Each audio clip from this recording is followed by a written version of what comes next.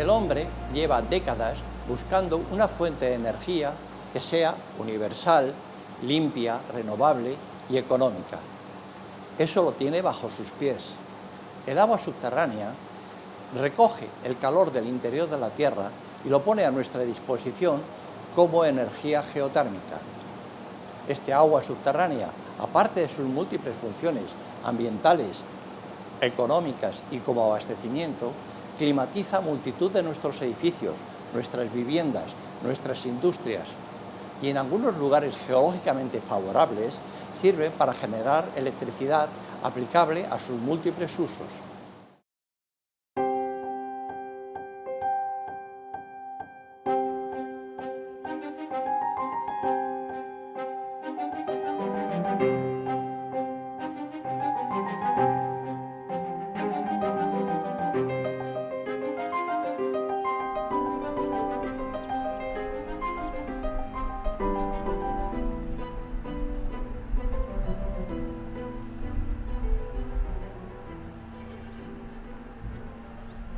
Desde la más remota antigüedad, el hombre fue consciente de las virtudes del agua que emana de la tierra cargada de calor y de sustancias minerales beneficiosas para el organismo.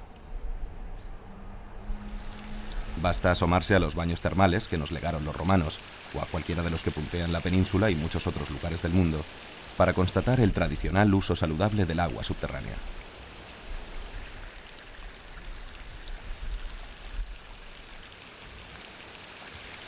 Hoy, el hombre se esfuerza por descubrir los secretos de esa inmensa fuente de calor que alberga el subsuelo y que en muchas de sus manifestaciones aparece asociada al agua.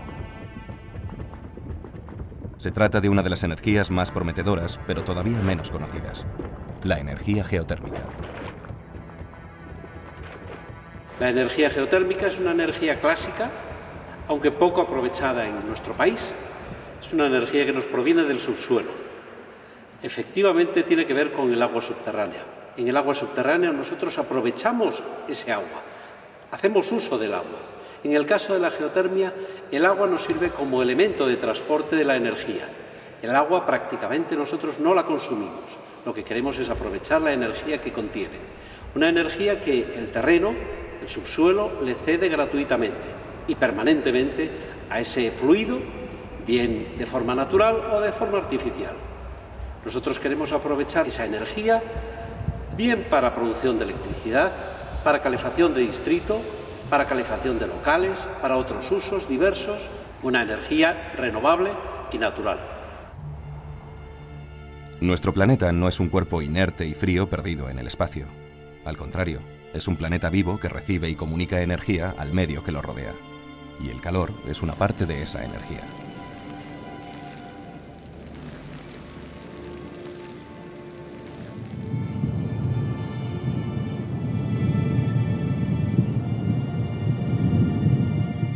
Todos los procesos geodinámicos que suceden en la Tierra, desde los más superficiales hasta los volcanes, los terremotos, la formación de cordilleras y el metamorfismo de las rocas, son controlados por la generación y la transferencia de calor en su interior.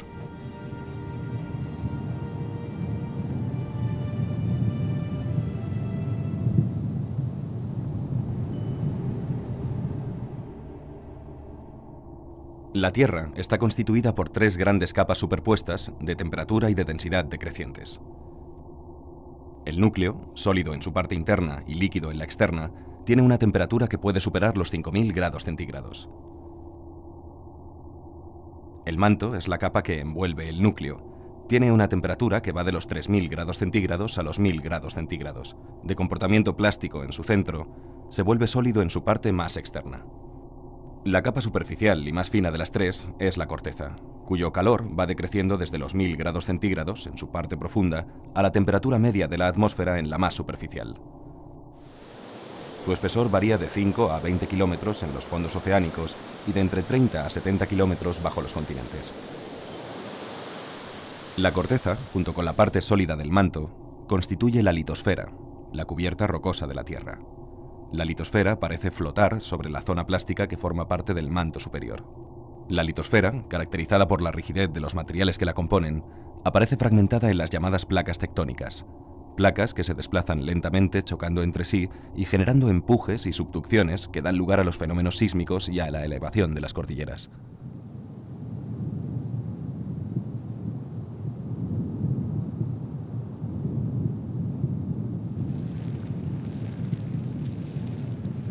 Pero, ¿de dónde proviene el calor interno de la Tierra?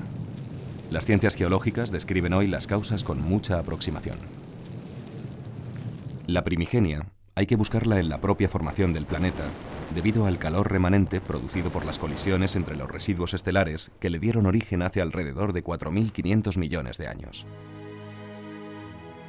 Después hay que tener en cuenta la suma de procesos físicos y químicos que tienen lugar de forma diferenciada en su interior y que desprenden calor. Uno de ellos es el continuo proceso de cristalización que se da en el núcleo externo, que se halla en estado líquido, en su zona de transición con el interno, que es sólido. Este calor se denomina calor latente de cristalización. También los movimientos diferenciales entre las distintas capas que constituyen la Tierra producen calor por rozamiento, sobre todo el que se da entre el núcleo y el manto, debido a la distinta respuesta del núcleo externo y el manto a los campos magnéticos de la Luna y el Sol. También la gravedad ejerce una fuerza de compresión hacia el centro del planeta, generando un proceso de contracción que produce calentamiento por fricción. Por otro lado, las elevadas presiones y las altas temperaturas que se dan en el manto provocan cambios continuos en los minerales que lo componen, generando energía en forma de calor. La última fuente de calor se da en la litosfera, compuesta por la corteza y la parte superior del manto, y es el proceso que aporta mayor cantidad de calor a la superficie del planeta. En las rocas que forman la litosfera abundan minerales que contienen isótopos radioactivos de uranio, torio y potasio, cuya desintegración produce calor. El resultado de la estructura interna de la Tierra es que el 99% de su masa está sometida a una temperatura superior a los 1000 grados centígrados y solo un 1% de la misma, en la capa más externa, presenta temperaturas inferiores a los 100 grados centígrados.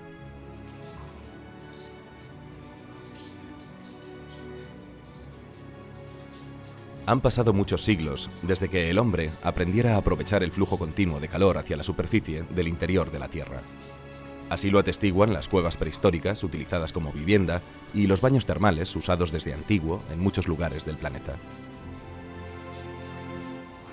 A los siglos XVI y XVII se remontan las primeras mediciones de un hecho universalmente constatado.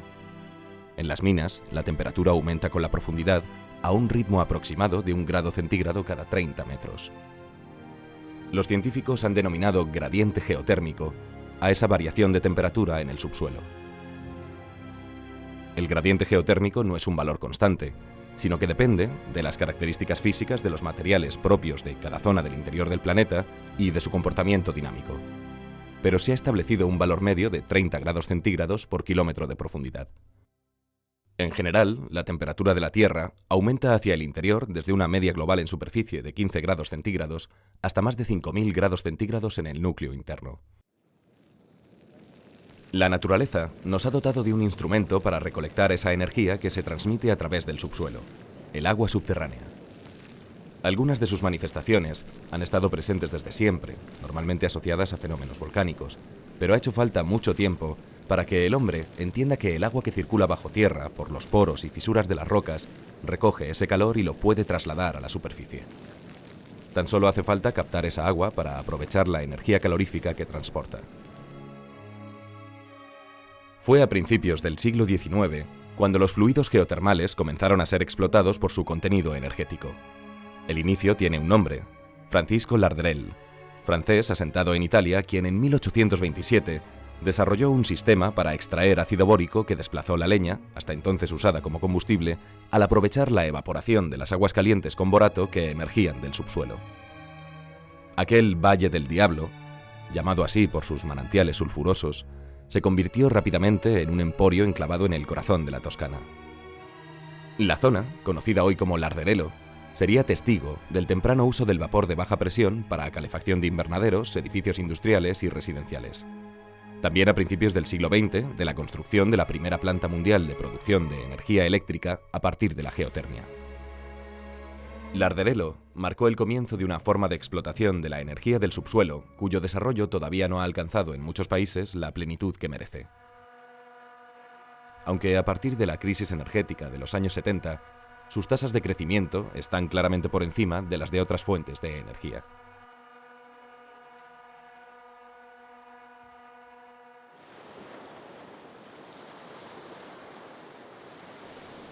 El actual sistema energético mundial está basado en los combustibles fósiles, como el petróleo, el gas y el carbón, sea mineral o vegetal. Se trata de recursos limitados, localizados en puntos concretos del planeta, y está más que demostrado que su uso generalizado está causando graves afecciones al medio y a la salud de los seres humanos.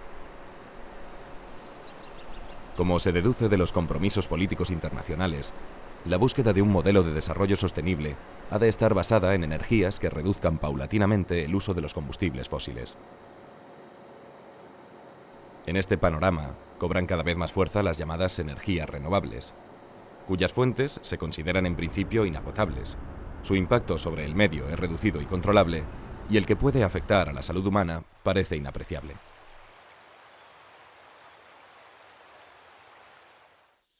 El sol, el aire, el viento, el agua, la tierra, el subsuelo, es decir, son elementos que nos permiten utilizar una energía limpia, una energía inocua, una energía duradera y una energía constante, una energía que nos va a suponer el mantener un planeta mucho más limpio, el tener una vida mucho más saludable, el combatir todo el fenómeno del cambio climático y además apoyar el que haya una sociedad más justa y más solidaria, puesto que la energía, cuando usamos energías renovables, lo que usamos son energías que nos permiten una mejor calidad de vida para todos.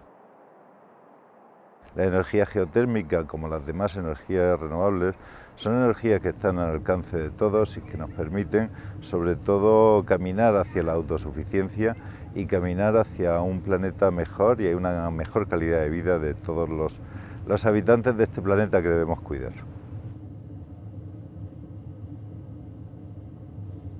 Hoy, el conjunto de las energías renovables está compuesto por la hidráulica, la más tradicional, a la que se han venido a añadir la solar, la eólica, la mareomotriz, la producida por la biomasa y la geotermia. A diferencia de las demás, la geotermia es una energía continua, ya que no depende del clima, de la radiación solar, del viento o del régimen de mareas. Está disponible las 24 horas del día y los 365 días del año, por lo que se la puede considerar como una energía sostenible. A escala planetaria, es el recurso energético más grande que existe. Los cálculos científicos aplicados a toda la superficie de la Tierra para medir la potencia geotérmica total arrojan cifras que superan nuestra capacidad de imaginación. Se trata de una cantidad inmensa de energía, y aunque solo una pequeña parte de ella puede ser utilizada, a escala humana se podría hablar de una energía ilimitada. Comparada con los combustibles fósiles más generalizados, la geotérmica es una energía limpia. Su uso no contribuye a la emisión de gases de efecto invernadero ni a la polución que afecta a la atmósfera de nuestras ciudades. Por último, al ser subterráneas, la mayoría de las instalaciones geotérmicas no ocupan espacio y sus impactos medioambientales son incluso menores de los que producen otras fuentes de energía renovable. Los científicos distinguen diferentes tipos de yacimientos de energía geotérmica en función de la temperatura, o como dicen ellos, entalpía que presentan. Se consideran recursos de muy baja temperatura los que ofrecen menos de 30 grados centígrados. Están presentes en cualquier tipo de subsuelo y su uso más común es el de la climatización mediante bomba de calor. Los recursos de baja temperatura son los que tienen de 30 a 90 grados centígrados. Los yacimientos suelen encontrarse en cuencas sedimentarias profundas de entre 1000 y 2500 metros de espesor y el calor se puede aprovechar de forma directa. Las instalaciones termales, la acuicultura y la climatización son, por ahora, los usos habituales de este tipo de recurso energético. De 90 a 150 grados centígrados ofrecen los yacimientos de temperatura media, situados a profundidades comprendidas entre 2.500 y 4.000 metros en zonas de adelgazamiento de la corteza terrestre o también en zonas con elevada concentración de isótopos radioactivos. A partir de la frontera de los 150 grados centígrados, el calor de la Tierra se considera recurso de alta temperatura. Con la tecnología disponible hoy en día para la explotación de la energía geotérmica, se pueden captar de forma rentable recursos geotérmicos situados a 5.000 metros de profundidad que no superen los 400 grados centígrados de temperatura. Parece evidente que las aplicaciones de toda esta energía cubren sobradamente las necesidades humanas, desde la generación de electricidad, posible a partir de los 100 grados centígrados de temperatura, a la climatización de viviendas, cuyo requerimiento energético no supera los 25 grados centígrados. Algún día, estas imágenes pertenecerán al pasado de la humanidad. Los bosques y los combustibles fósiles, como el carbón, el gas o el petróleo, habrán dejado paso a energías limpias para cubrir las necesidades del hombre sin dañar el planeta en el que vive. Y entre esas energías, la geotermia está llamada a desempeñar un papel muy destacado. Basta excavar unos metros bajo nuestros pies para encontrar la forma más universal y difusa de energía blanca y renovable, el calor de la Tierra. Hay que pensar que normalmente cuando se hace una excavación en el terreno, los 5 primeros metros están afectados por la temperatura ambiental, pero por debajo de esa profundidad normalmente se mantiene estable entre los 15 y 17 grados centígrados, es decir, que hay una inercia térmica y eso es precisamente lo que se aprovecha en este tipo de instalaciones superficiales para la climatización de edificios. Tuvo que pasar mucho tiempo para que el hombre encontrara un mecanismo capaz de extraer y aprovechar el calor que la Tierra le ofrecía. Ya en el siglo XVII, Boyle y Marriott habían descubierto que un gas se calienta al ser comprimido y se enfría cuando se expande. Basada en los mismos principios, mediante perforación horizontal o vertical, la más usada y eficiente, la bomba de calor extrae la temperatura del subsuelo a través de un circuito primario para calentar un fluido de alta compresibilidad y bajo punto de vaporización contenido en un circuito secundario. Este fluido se hace pasar por un compresor, que eleva su presión y aumenta con ello su temperatura antes de llegar a un intercambiador de calor o condensador, mediante el cual cede la temperatura acumulada. El ciclo es reversible y así se puede aprovechar la isotermia del subsuelo también para refrigeración. La bomba de calor necesita un mínimo de energía eléctrica para funcionar, energía que bien puede serle suministrada por otra fuente renovable, pero su rendimiento, en términos absolutos, es de entre 5 o 6 kilovatios térmicos por cada kilovatio eléctrico, lo que supone un ahorro de alrededor del 75% comparado con el consumo actual. No es casual que la tecnología que emplean las bombas de calor haya sido calificada por la Agencia de Protección del Medio Ambiente de Estados Unidos como la más eficiente para calefacción y refrigeración. La geotermia de muy baja temperatura, la que proporciona menos de 30 grados centígrados, y la de baja temperatura, que llega hasta los 90 grados centígrados, se perfilan hoy como algunos de los recursos energéticos más prometedores para climatización de viviendas y edificios. Las diferencias básicas entre ambas son, además de la temperatura, la disponibilidad y la profundidad de los sondeos, más superficial en el caso de la geotermia de muy baja temperatura, normalmente usada para climatización. Este recurso se da en cualquier tipo de subsuelo. La de baja temperatura, sin embargo, se encuentra en almacenes sedimentarios profundos, de entre 1.000 y 2.500 metros, como muestra en color azul el mapa elaborado por el Instituto Geológico y Minero de España. España se ha incorporado con retraso al uso de la geotermia para climatización, pero las cifras de los últimos años anticipan un desarrollo acelerado en todo el territorio, tanto para edificios públicos como privados. Nos encontramos en Madrid, en pleno barrio de Chamberí, donde estamos visitando unas obras para la realización de sondeos geotérmicos que utilizan el sistema más habitual, que es la perforación vertical. En estos momentos, a mi espalda, tenemos una máquina de sondeos que precisamente está realizando uno de estos sondeos donde se instalarán posteriormente los tubos de intercambio.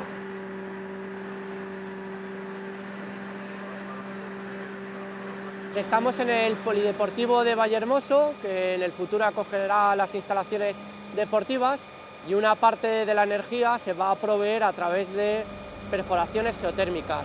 La energía térmica que obtengamos de este sistema de geotermia de baja entalpía se empleará tanto para la calefacción como climatización, como producción de agua caliente sanitaria, que se empleará en el gimnasio y en las instalaciones deportivas, así como en las duchas.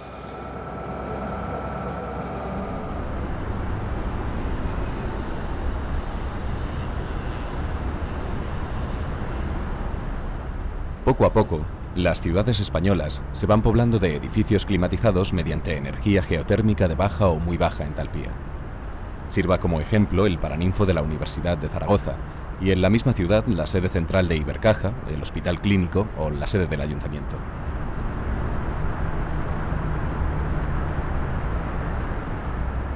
Pero quizá la obra más emblemática sea la remodelación del antiguo Hospital de San Pablo, en Barcelona, una de las muestras más singulares del modernismo en la ciudad condal.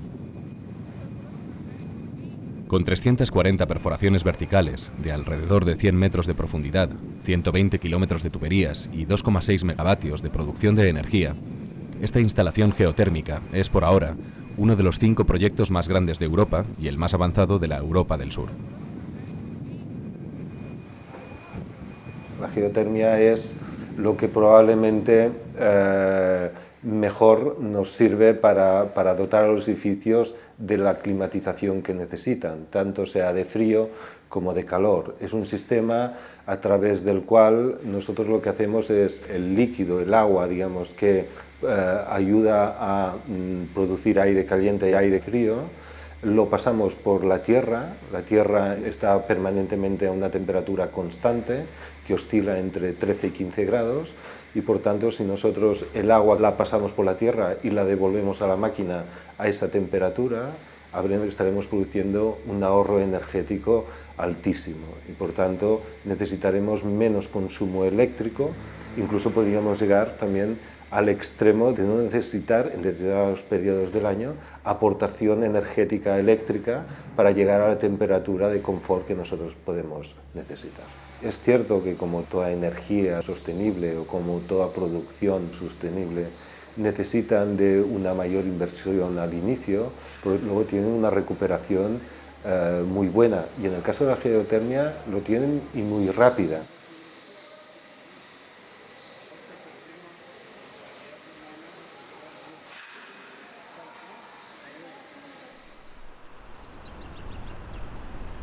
En la imprecisa y convencional frontera entre la baja y la media entalpía, se sitúan algunos de los aprovechamientos social y económicamente más interesantes de la geotermia, entre ellos la calefacción de distrito. En la calefacción de distrito, desde una gran planta de producción, se distribuye mediante tuberías el calor y el frío a todo un barrio, mejorando notablemente los rendimientos del recurso. En algunas ciudades europeas y norteamericanas, es ya tradicional este uso social mediante centrales de combustibles sólidos y otras de cogeneración, pero las energías renovables, y entre ellas la geotermia, están llamadas a asegurar la sostenibilidad y limpieza energética del sistema.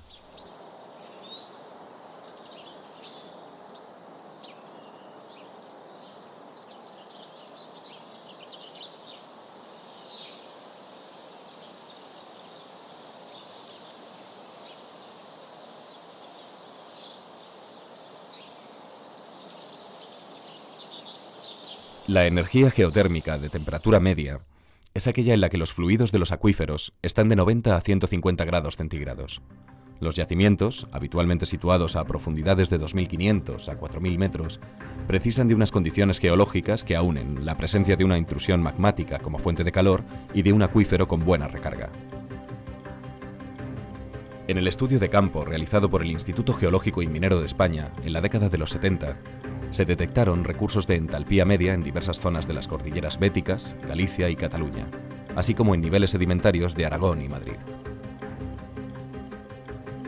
En contacto con el calor de las rocas, el agua adquiere presión, lo que hace posible su aprovechamiento para muchos usos industriales y también para la producción de energía eléctrica mediante pequeñas centrales de ciclo binario en las que el agua caliente cede su energía a un fluido volátil, como amoníaco o freón, que posee puntos de ebullición más bajos.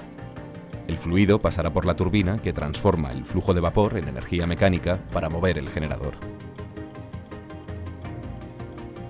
Además de los usos industriales y la generación de electricidad, el calor que ofrece la entalpía media puede servir también para suministrar calefacción de distrito y para una planificación en cascada que supone un aprovechamiento eficiente e integral de este recurso natural. Hasta ahora, la utilización de esta energía ha estado limitada a áreas en las cuales las condiciones geológicas permitían transportar el agua o el vapor desde zonas calientes profundas hasta cerca de la superficie para convertirlos en recursos geotérmicos. Estas zonas suelen coincidir con la existencia de fenómenos geológicos con actividad sísmica elevada, principalmente regiones volcánicas situadas en los bordes de las placas litosféricas.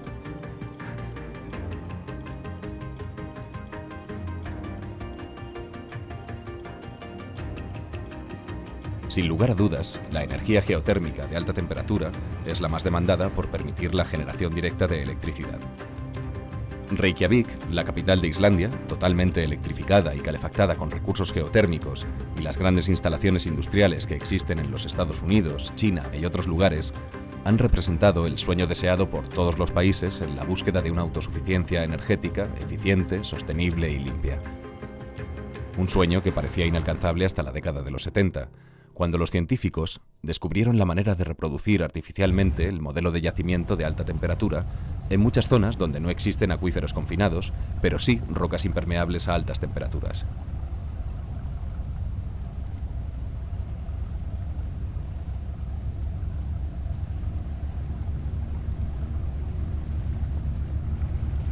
El EGS, o sistema geotérmico estimulado, consiste en la fracturación de la roca caliente en profundidad para inyectar un fluido que, en circuito cerrado, vuelve a la superficie con una temperatura capaz de generar electricidad. Los yacimientos de roca caliente seca se pueden convertir así en la energía del futuro para la humanidad. Baste pensar, como ejemplo, que con esta nueva técnica de explotación geotérmica se ha calculado un potencial de 700 gigavatios para el conjunto de la península ibérica, lo que equivaldría a multiplicar por 5 la actual capacidad eléctrica instalada.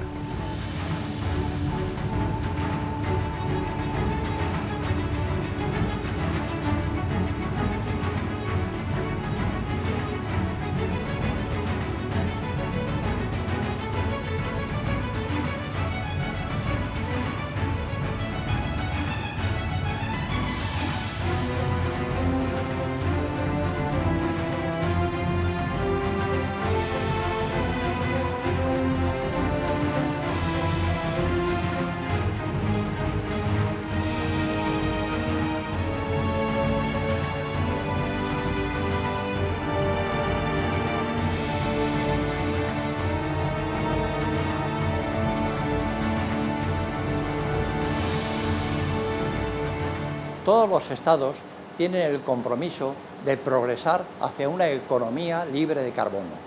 Por ello es necesario ir sustituyendo las energías fósiles por unas energías que sean renovables y limpias. La energía geotérmica tiene un gran papel que desempeñar, al ser una energía universal, limpia, renovable y de fácil acceso.